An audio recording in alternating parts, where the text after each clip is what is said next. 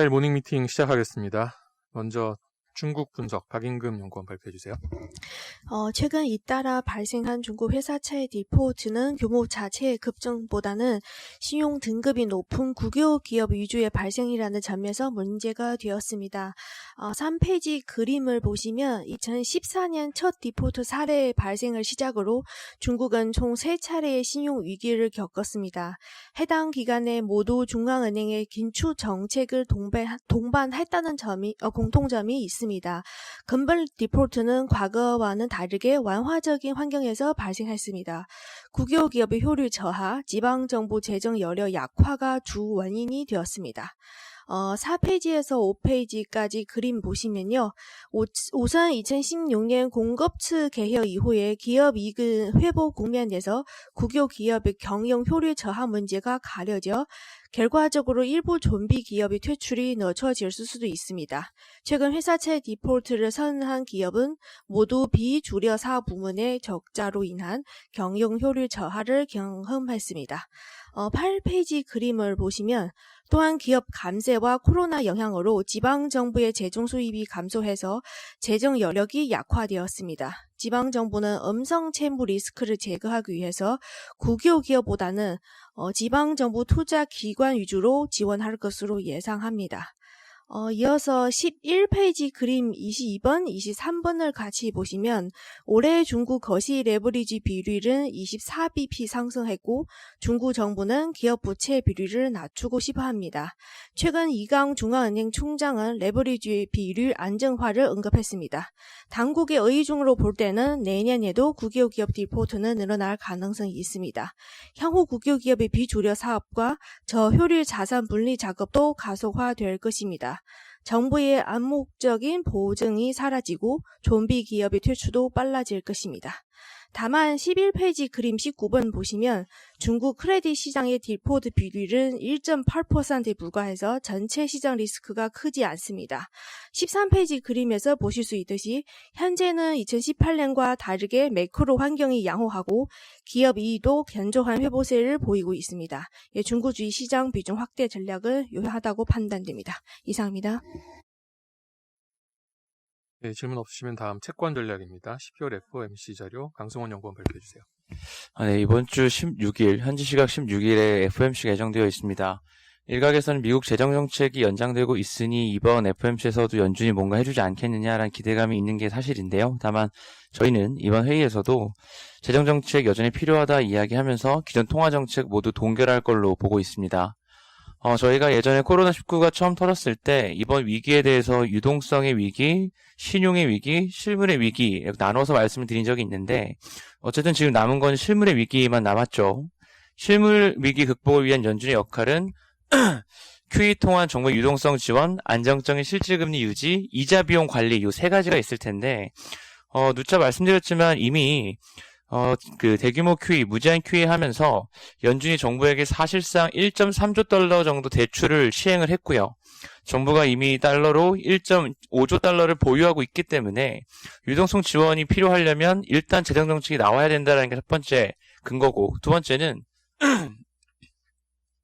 최근에 명목금리가 올라오는 것처럼 보이지만 기대 인플레가 같이 올라오면서 최근에 실질금리가 이전 저점 수준인 마이너스 1%포인트까지 거의 내려온 상황입니다. 그러니까 금리 차원에서는 오히려 시장은 굉장히 완화적이다라는 거 말씀을 드리겠고요. 마지막으로 이자 비용인데 많은 분들이 이자 비용 얘기하면서 10년 금리 많이 보시는데 채권 발행에서 한 80% 정도가 1년 이하 단기채입니다. 그래서 기준금리 수준이 중요한데 직전 회계년도 처음 시작할 때 기준금리가 2%였거든요. 그 얘기는 뭐냐면 웬만큼 부채 발행이 늘지 않는 이상 내년도, 그러니까 올해 2021년 회계년도 이자 비용은 전년보다 작을 수밖에 없습니다. 그래서 지금 당장 연준의 개입이 필요한 여건은 아닌 것 같다. 이번 회의에서는 다시 한번 재정정책 강조하면서 기존의 통화정책 모두 동결할 걸로 보고 있습니다. 그래서 미국도 그렇고 국내도 그렇고 여전히 일단 금리는 상승 압력이 좀 우세한 상황이다 이렇게 보고 있습니다. 이상입니다. 기대 인플레이션이 좀 얼마나 좀 올라온 건가요? 지금 수치로 좀 지금 1.6까지 내려갔다가 1.거의 9대까지 1.88, 857까지 올라온 상황이고요. 그러다 보니까 지금 실질금리가 올해 저점이 마이너스 1.1 정도였었는데 지금 거의 마이너스 1%까지 내려온 상황입니다. 그래서 최근에 보면은 모든 자산이 굉장히 빠르게 올라오고 있는 이유 중에 하나가 사실 금리 시장에 다시 또 좀 버블인 것 같아요. 그러니까 지금 마이너스 채권 규모도 다시 한번 역대 최대치까지 올라온 상황입니다. 네, 소버린 위클리 모니터는 자료 대체하겠고요. 다음 원자재 전략, 커모더티 위클리하고 농산물 스팟 코멘트 같이 들어오셨네요. 예, 소버린 위클리 발표해 주세요. 네, 소버린 위클리 대신 발표드리겠습니다. 지난주 신흥시장은 선진국 금리가 조금 이제 하락하면서 숨고르기 국면을 보였는데요. 22 부양책이 이어졌다는 점 자체는 긍정적이었겠지만 기대하고 있던 미국의 부양책 협상이 여전히 난항을 겪고 있다는 점에서 약간의 되돌림이 있었다라고 판단을 하고 있습니다. 브라질 말씀을 드리면 12월 9일 날 기준금리가 동결됐습니다. 당분간 역대 최저 수준인 2%를 상당 기간 유지할 것으로 예상이 되고 있고, 브라질 현지에서는 여러 가지 조건이 따라야 되겠지만 2021년 하반기부터는 장기간 유지된 저금리 기조를 되돌리고 금리 인상을 전망을 하고 있습니다. 그래서 저희는 최근에 브라질 시장이 상당히 좋은 모습을 보이고 있지만 채권 시장 측면에 있어서는 당분간 숨고르기 국면, 그리고 내년 이후에는 좀 금리 인상 국면을 대비해야 된다라고 해서 선호도가 낮다라고 말씀을 드리겠고요. 반대로 멕시코를 계속 좋게 보는데요. 이제 해외 유력 투자 전문지 등에서도 좋은 평가가 나오고 있습니다. 그러한 배경은 역설적이게도 멕시코는 이번 코로나 대응에 있어서 굉장히 미온적인 대처를 했고 상당히 많은 경제 성장률 부담을 얻었지만 반대로 재정을 쓰지 않았기 때문에 다른 신흥국과는 좀 차별됐다라는 점이 강조가 되고 있고, 마찬가지로 브라질과는 다르게 금리 인하 사이클이 아직 끝나지 않았다라는 점이 내년도 투자 전망에 있어서 긍정적으로 작용하고 있습니다. 근래에는 물가가 높아서 금리 인하가 잠시 쉬고 있는데요. 내년도 물가 하락세가 좀 전개될 것이라고 저희는 보고 있고, 그로 인해서 통화 완화 정책의 사이클이 이어질 것이다 라고 판단을 하고 있습니다. 이상입니다. 원자재 전략 발표해 주세요. 네, 원자재 말씀드리도록 하겠습니다. 지난주 원자재 시장은 S&P 골드만삭스 상품 지수 기준으로 플러스 1.12% 마감을 했고요. 미국 의회 추가 부양책 합의 지연이라든가 아니면 노딜 브렉시트 등의 우려가 지난주 대두되기 시작을 하면서 달러화가 상승 반전하면서 원자재 시장에서도 변동성의 재료를 작용한 바 있습니다. 하지만 이제 코로나19 상황이 악화됨에도 불구하고 영국에 이어서 캐나다라든가 아니면 미국까지 파이자 백신에 대한 긴급 사용 승인이 이어지면서 경기 민감 원자재라고 할 수 있는 에너지와 산업금속 섹터 중심의 강세가 유지가 되는 모습입니다. 백신 기대가 기금속 섹터에서는 악재인 반면에 지난주 안전자산 수요와 이번 주 12월 FOMC를 앞둔 그런 투자자들의 그런 연준이 통화정책 완화 기조를 유지할 거다라고 하는 기대감이 기금속 섹터에서도 하반 경직성을 강화했다라고 좀 보고 있고요. 농산물 섹터 역시 지난주 2주간의 약세를 딛고 상승 반전을 했습니다. 따로 발행한 이 보고서에서 보시다시피 미국 농무부가 지난주에 12월 전 세계 농산물 수급 전망을 발표를 했고요. 일부 예상에 사실상 만족하지는 못한 수준이 없지 않아 있긴 했지만 옥수수와 대두, 소맥 모두 기말 재고 전망치를 하향 조정을 하면서 농산물 섹터의 강세 전망을 여전히 유효하다라는 부분을 좀 보여줬다라고 좀 보고 있습니다. 특히 소맥 같은 경우에는 전 세계 생산 전망을 상향 조정한 반면에 기말 재고 전망치를 가파르게 하향 조정을 하면서 가격 상승폭이 상당히 컸다라고 좀 보고 있는데, 소맥의 경우에는 최근에 그런 물가 부담 때문에 러시아 정부가 다시 한번 곡물 수출 규제에 나설 수 있다라고 하는 가능성이 제기가 되면서 소맥 가격의 강세 요인으로 제기가 되고 있는 상황입니다. 지난주 원자재 시장에서 가장 큰 폭의 상승을 이끌었던 원자재는 철광석이었었고요. 철광석 가격은 최근 14거래일 연속 강세를 지속을 하면서 2013년 2월 이후 최고치라고 하는 톤당 159.5달러까지 상승한 바 있습니다. 산업금속 섹터의 경우에는 이미 최대 소비국이라고 하는 중국 경제의 낙관론 속에서의 수요 기대뿐만 아니라 주요 생산국들의 공급 차질이라고 하는 부분들이 강세의 요인으로 좀 작용을 하고 있는데, 지난주 같은 경우에는 최대 그런 철광석 생산국이라고 하는 호주의 사이클론 주의보가 예보가 되면서 결국은 단기 공급 차질 고화질 요인으로 좀 부각이 되고 있는 상황입니다. 그리고 2위 생산국이라고 하는 브라질에서도 발레사가 2021년 생산량 가이던스를 하향 조정을 하면서 단기적으로 철광석 가격의 강세를 지지하고 있는 상황인데요. 결국은 단기적인 타이트한 공급 여건 속에서 철광석 가격의 상승 여건 자체가 좀 마련되어 있는 상황에서 결국 추가적인 철광석 가격 상승에 대해서 중국 당국이 어떻게 대응할지를 좀 지켜봐야 되는 상황이다라고 좀 말씀드리도록 하겠습니다. 이상입니다. 네, 다음 산업기업 분석입니다. 철강금속산업 변종만 위원 발표해 주세요. 네, 이어서 그 원자재 전략 말씀 들으셨는데 철광석 가격이 아주 핫합니다. 그러니까 저희 이제 오늘 리포트의 내용은 중국 보산철강이 가격 인상을 크게 했다라는 내용인데 뭐 앞서서 이제 철광석하고도 관련이 되는 연동이 되는 얘기고요.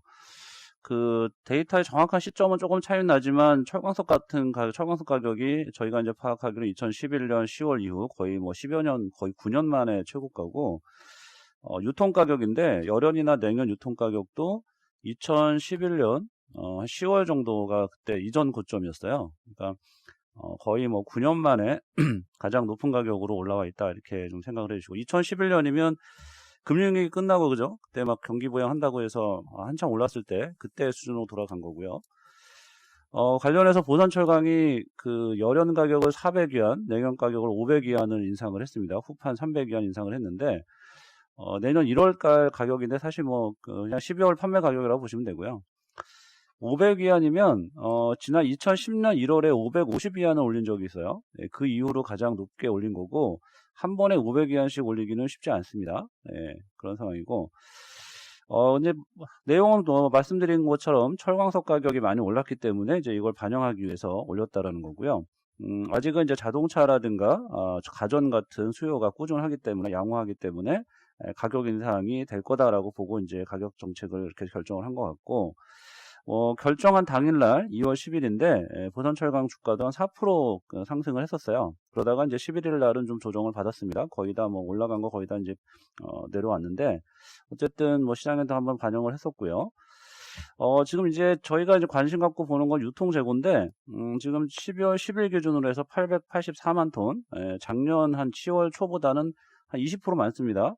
그렇지만 품목별로는 좀 차이가 나는데 열연하고 철근은 20%, 37% 더 많은데요. 냉연 재고는 한 2.4% 적은 수준까지 떨어졌어요. 이걸 보면 확실히 이제 엔드 유저 쪽, 그러니까 냉연 강판을 사용하는 자동차라든가 가전 쪽의 수요는 상당히 괜찮다라는 그 판단이 추정이 가능하고요.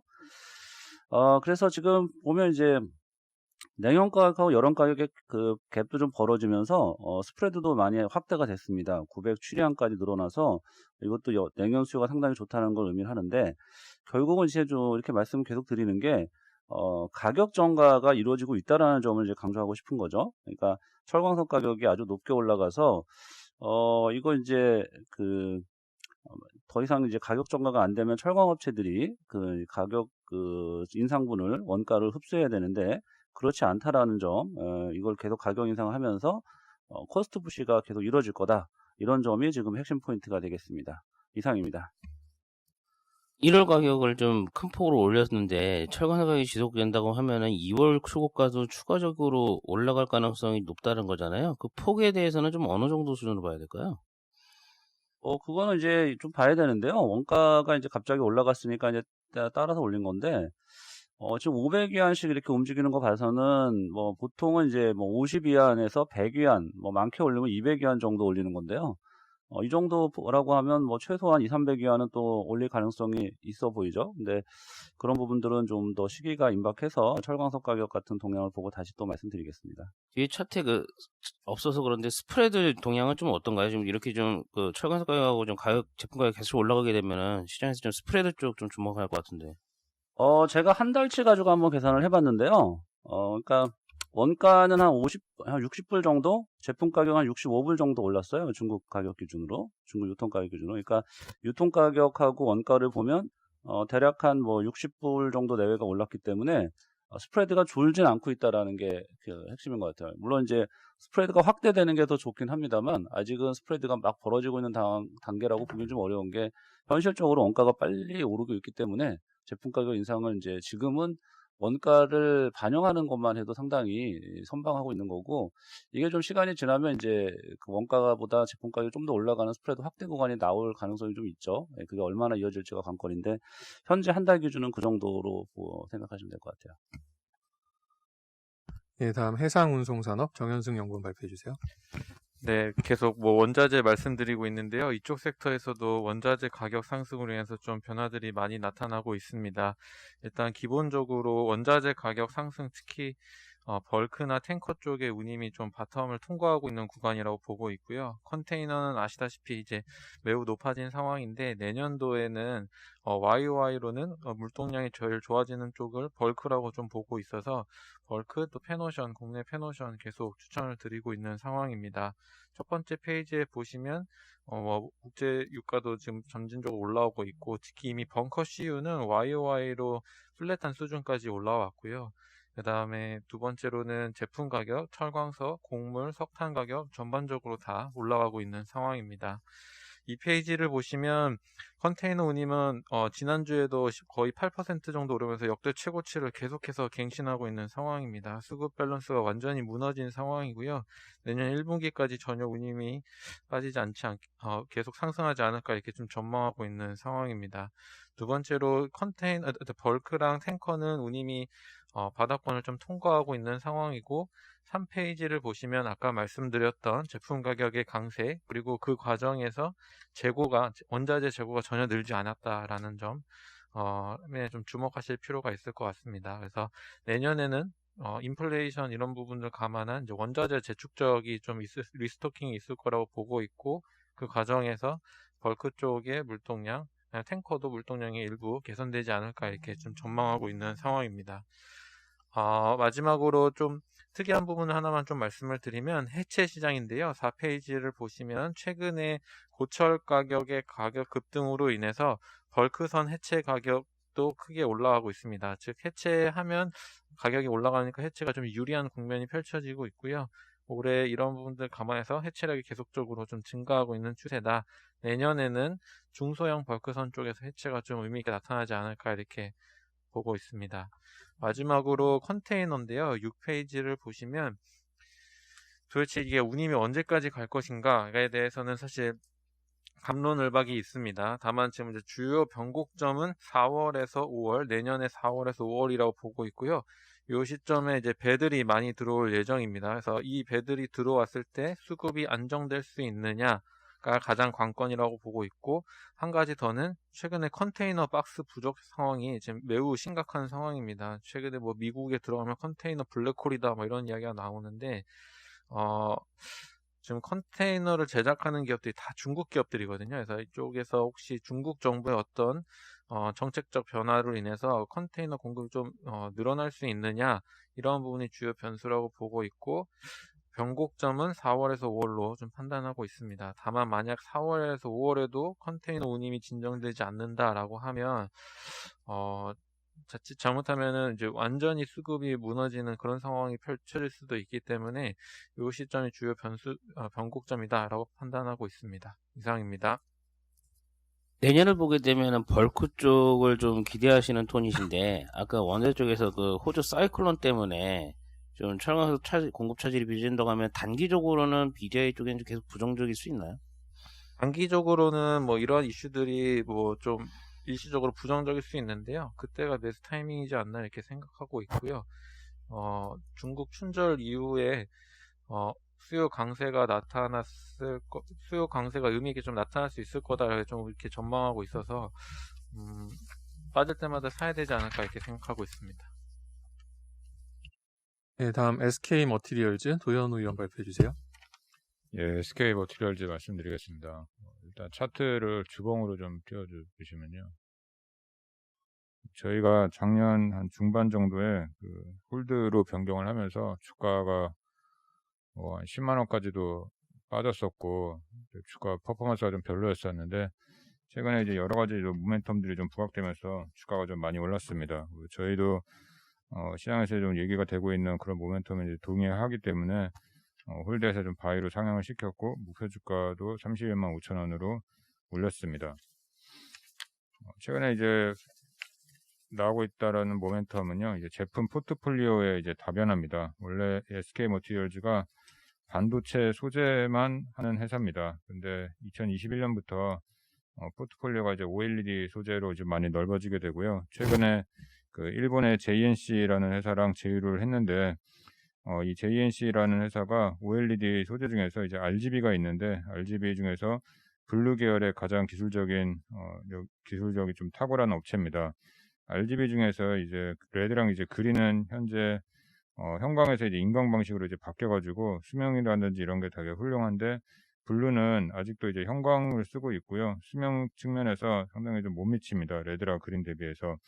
근데 이 JNC라는 회사가 일본의 이제 대학 교수가 만든 스타트업인데, 이 블루를 만들 때 다중 공명 효과라는 거를 이용을 해서 수명을 상당히 좀 많이 늘린 그런 기술을 가지고 있습니다. 근데 스타트업이기 때문에 원천 기술만 가지고 있고 뭐 캐파를 만든다라든지 그런 쪽이 좀 불가능하기 때문에 SK 머티리얼즈가 이제 돈을 대서 합작법인을 통해서 향후 이제 라인업 확대가 예상이 됩니다. 삼성 디스플레이랑 LG 디스플레이에 이미 조금 납품을 하고 있고 향후에 이제 모바일 쪽에 상당히 좀 크게 늘어나지 않을까 그렇게 보고 있습니다. 뭐 잘 아시겠지만 OLED 소재 업체들 밸류에이션 상당히 좀 높게 받고 있고, 이 JNC라는 회사가 그 업계에서 얘기를 하는 게 블루 쪽에 그 특허라든지 이런 게 상당히 탁월한 업체이기 때문에 이쪽에서 좀 모멘텀이 있지 않을까 그렇게 생각을 하고 있습니다. 그래서 반도체에서 OLED 회사로 내년에 포트폴리오가 좀 많이 넓어진다 이렇게 보고 있고요. 추가적으로 기존의 합작 회사인 SK 트리캠이라든지 SK 에어가스의 사업 확대도 예상이 됩니다. SK 트리캠은 이제 프리커서 만드는 회사인데, 반도체 이제 메모리 반도체 소재가 일부 변경이 됩니다. 그 절연막에서 기존에 이제 그 제품에서 하프늄 계열로 좀 변경이 되는데, 이 트리캠이라는 회사가 이제 하프늄 계열을 좀 잘 만들기 때문에 향후에 매출 확대가 예상이 되고요. SK 에어가스는 이제 계열사인 하이닉스의 M16 팹 가동으로 인해서 납품량 증가가 예상이 됩니다. 그리고 저희가 이제 많이 말씀드리는 것처럼 2021년 초부터 메모리 수급 많이 이제 개선되고 하이닉스의 퍼포먼스가 좀 좋아질 것 같은데, 하이닉스의 핵심 계열사가 SK 머티리얼즈이기 때문에 관련된 수혜도 좀 있지 않을까 그렇게 보고 있습니다. 그리고 하이닉스의 이제 인텔 랜드 비즈니스 인수도 머티리얼즈한테 수혜가 가능하다라고 보고 있고요. 2021년 말부터 이 효과가 반영이 되는데, 2022년에는 하이닉스의 랜드 출하량이 2021년 대비해서 한 69% 증가하지 않을까 그렇게 보고 있습니다. 뭐 당장은 SK 머티리얼즈의 뭐 NF3 같은 가스가 인텔 대련 팹에는 들어가지 못하겠지만, 그래도 다른 특수 소재보다는 이 NF3가 범용 소재이기 때문에 들어갈 가능성이 좀 있지 않을까 그렇게 생각하고 있습니다. 그래서 이런 점들이 좀 모멘텀이라고 보고 있고요. 또 회사가 뭐 여러 가지 포트폴리오를 또 다변화하려고 최근에 많이 좀 시도가 중인데, 최근에 이제 뭐 시장에서 핫한 뭐 전기차 쪽에 이제 배터리 소재도 회사가 SK 이제 그룹 내에서 어떤 일부에 좀 영역을 맡을 수 있지 않을까 이런 시장 기대감도 있습니다. 이상입니다. 예전에 보면 NF3랑 모노실랑 가격에 따라서 주가가 많이 움직이고 했었는데, 최근에 그 제품 가격 동향은 어떤가요? 4분기 같은 경우는 제품 가격은 두 제품 다 플랫일 것 같고요. 출하량은 두 제품 다 그 로우 싱글로 증가하지 않을까 그렇게 보고 있습니다. 그래서 4분기 실적이 3분기보다 QOQ로 증가할 수 있다 그렇게 보고 있습니다. 그리고 올레드 소재 쪽에서 그러면 얻을 수 있는 이익 규모는 어느 정도로 좀 봐야 되나요? 뭐 아직 그림 그리기 좀 힘드시긴 하겠지만. 예, 뭐 아직까지는 뭐 특별하게 뭐 그렇게 전망을 하기는 약간 좀 이른 감이 있긴 한데요. 회사 측의 얘기에 의하면 그 다음번에 그 갤럭시에 이게 들어갈 경우에 조만간에 매출 규모가 한 1,000억 단위로까지도 올라갈 수 있다 이렇게 얘기하고 있습니다. 그러니까 밸류에이션 보면 내년 기준이 13배 정도 되잖아요. 예. 그럼 이 정도 수준이면 어떤 정도 뭐 회사가 한 평균에 한 15배 정도 적용을 원래 받았었고요. 그 예전에 잘 나갔을 때, 그리고 저희도 막 좋게 봤을 때는 한 20배 정도까지도 받았습니다. 그래서 큰 무리 없다라고 보고 있고, 아까 말씀드린 이제 뭐 2차 전지 쪽에 또 뭐 나온다라고 하면 또 추가적인 또 업사이드도 가능하다 이렇게 보고 있습니다. 이왕 이렇게 말씀하신 거 그 SK 머티리얼즈 이외에 좀 저희가 주목해 볼 만한 소재 업체가 또 있을까요? 이제 뭐 커버는 안 하고 있지만 솔브레인도 뭐 괜찮아 보이고요. 일단 시장에서 좀 많이 소외되어 있고 밸류에이션도 상당히 다른 소재 업체 대비해서 좀 저렴합니다. 근데 삼성전자가 내년에 낸드를 이제 2스택으로 갑니다. 원래는 128단까지는 한 번에 다 쌓았었는데 이제 기술적인 난이도가 너무 어려워졌기 때문에 두 번에 나눠서 이제 쌓을 거거든요. 그래서 두 번에 나눠서 쌓으면 한 번에 쌓는 것보다 소재 사용량이 한 최소 20%에서 30% 정도 더 들어갑니다. 캐파 증설 없이도. 그래서 그런 점들이 좀 긍정적이다라고 보고 있습니다. 네, 다음 NC소프트 안재민 위원 발표해 주세요. 네, NC소프트 말씀드리겠습니다. 저희 게임 업종 토픽으로 계속 추천드리고 있는 종목인데요. 일단 내년도에 신작들이 제법 있습니다. 그리고 기대작인 블레이드 앤 소울 2가 저희는 1분기 중에는 출시를 할 거다라고 보고 있고요. 이 블레이드 앤 소울 2 출시가 약간 임박하면서 최근에 이제 주가가 조금씩 움직이려고 하고 있는데 지금 시점에서 저희는 관심을 가져야 된다라고 판단하고 있습니다. 블레이드 앤 소울 2는 일단 리니지 M2M 하고는 조금 스타일이 다르거든요. 이게 동양풍의 이제 MMORPG고 조금 덜 하드코어한 게임이다 보니까 더 범용적일 수 있다라는 부분들이 좀 어필할 수 있을 것 같고요. 이거 말고도 트랙스터 M이라는 게임이 있습니다. 이거는 이제 NC소프트 본체는 아니고 자회사에서 개발한 건데요. 약간 좀 가벼운 류의 RPG, MMORPG입니다. 최근에 넥슨의 바람의 나라라는 게임이 이제 흥행을 거두었는데요. 이 게임과 약간 비슷한 스타일이다라는 점에서 사전 예약도 지금 300만이 넘어간 상황이어서 좀 잘 되지 않을까 이렇게 판단하고 있고요. 내년도에 일단 현재로서는 NC소프트는 아이온2하고 프로젝트 TL도 내년도에 내놓겠다라고 이야기를 하고 있는 상황입니다. 저 역시도 지연 가능성을 염두에 두고는 있는데요. 어쨌든 이게 22년에 출시가 되더라도 이제 하반기에는 또 이 두 개 게임의 모멘텀이 또 작용할 수 있다라는 점에서 저희는 여전히 NC소프트에 대해서는 긍정적으로 판단하고 있습니다. 이익도 보시면 불소2도 있고 지금 리니지 2M 대만도 있고 해서요. 내년도에 영업이익 성장도 올해만큼 크게 성장할 것으로 저희 보고 있어서 여전히 긍정적이고 게임 업종 토픽으로 계속 추천드리도록 하겠습니다. 이상입니다. 신작이 나오면 마케팅도 하고 이러니까 돈을 많이 쓸 것 같은데 우리 영업이익률 이렇게 해놓은 거 보면 계속 올라오고 지금 내년도는 41%까지 보고 있는데 그 부분 좀 설명. 이제 저희가 전체 매출 100에서 보시면 구글 애플 앱스토어한테 30% 떼주고 보통 마케팅 비용을 한 3에서 5%포인트 정도를 씁니다. 그러니까 전체 마진율은 게임 하나 출시되면은 거의 60% 정도 남기 때문에 전체적으로는 신작이 들어와서 전체 평균은 올라갈 수밖에 없는 상황이다라고 보시면 될 것 같습니다. 예, 이상 준비된 자료 발표를 마치도록 하겠습니다.